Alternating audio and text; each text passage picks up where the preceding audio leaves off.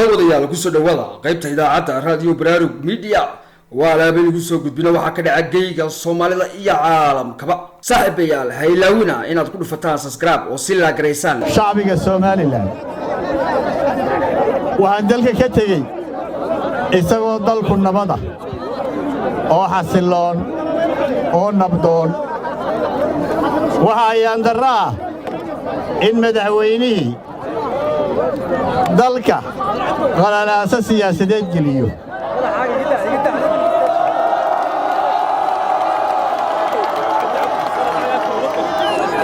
qalalaasa kasta waxa ugu weyn oo ugu xun in dalgalo muran dastuuriya marka madaxweynihii dalkii wuxuu geliyey muran dastuuriya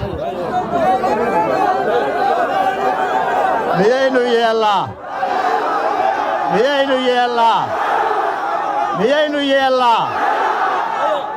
waxaan shacbiga Soomaaliland iyo daneeyayaasha Soomaaliland oo dhan u sheegayaa in madaxweynaha Jamhuuriyadda Soomaaliland uu qaadi doono mas'uuliyadda dhibaato kasta oo ka timaada qaladahaas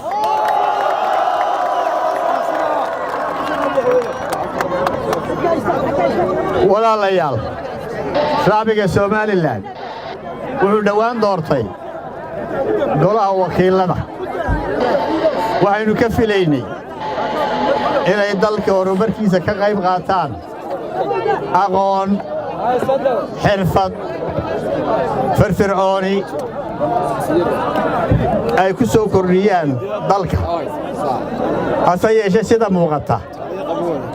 khilaafka looga soo waariday madaxtooyada Jamhuuriyadda Soomaaliland ayaa kala irdheeyay golihii wakiilada ee cusbaa muddo 2 wiigana may fadhiisan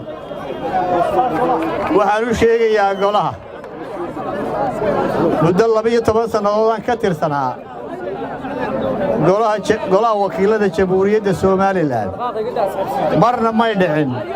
xaalad kasta iyo dhibaato kasta oo dhacday in xildhibaanadu maxkamadaha iska dacweeyaan maxkamadda iyo golaha iyo xeerdejintu way kala madax bannaan yihiin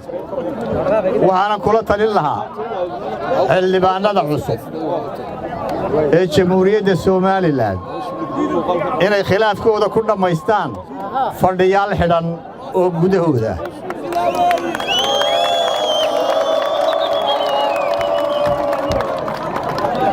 walaalayaal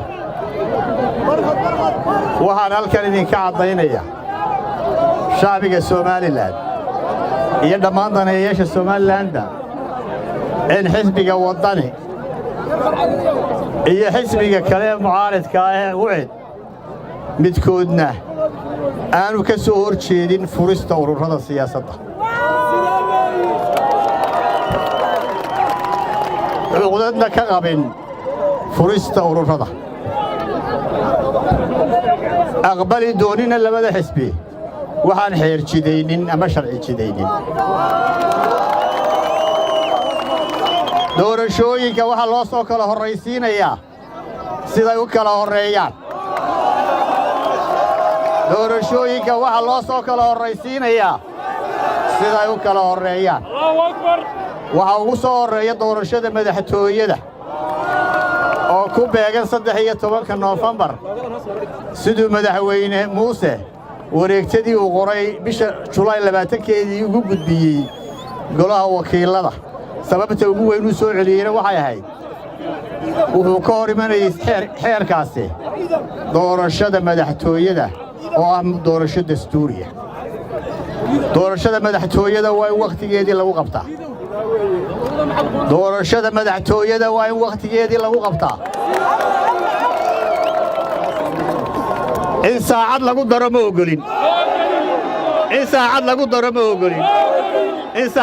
daro ma ogolin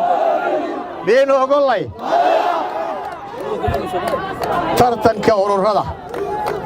tartanka ururada diyaar baanu u nahay marka ay dhammaato muddada xeerku siiyey jiritaanka axsaabta qaranka diyaar baanu nahay axsaabtaa diidan waa beenaalayaal waana doorasho diid waa beenaalayaal waana doorasho diid madaxweyne muuse waxaan u sheegayaa inaanaan madaxweyne u aqoonsan doonin marka uu dhammaysto muddo xileedkiisa dastuuriga ah haddaanu qabannin doorashada maalin labad waxaad maqlayseen xukuumaddoo tidhi ururadu way iska furan yihin haddii doorashada la qaban waayo madaxweynayaashuna way iska furraan doonaan haddii doorashada la qaban waayo siday u yidhaahdeen ururadaa iska furan madaxweynayaashuna way iska furraan doonaan